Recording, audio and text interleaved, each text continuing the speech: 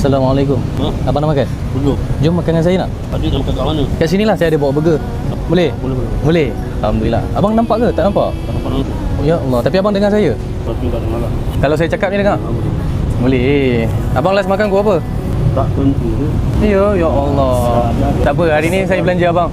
Abang sakit apa? Hanya seliput. Dia baru ada hospital. Nama abang siapa? Azmi tu. Azmi. Mata abang tak nampak sebab apa? Saya accident. Demi depan tu.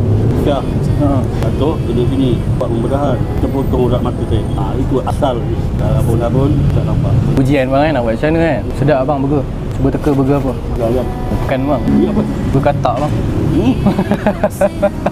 Tak ada lagu kau bukan ayam. Nak tisu? Satu RM1.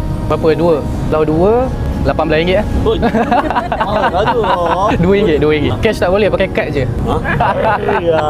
Mana orang murah lebih macam ni? Yang bagi daging katak saya seorang je kan. Aduh. Okey bang, saya ada sikit tapi tak banyak lah. Murah sikit dia. Amin, insya-Allah. Kat akhirat nanti abang sampai dulu abang tarik lah saya. InsyaAllah. Saya, siapa nama tadi? Daud. Daud ni duduk kat mana? Kerja kat sini ke apa ni? Saya memang datang nak jumpa abang je. Ha? Dia beli lagi burger katak je. Ya. Jangan tinggal solat, jangan makan manis. Selamat bang. Terima kasih ya. Sama-sama kan. Kurang sikit.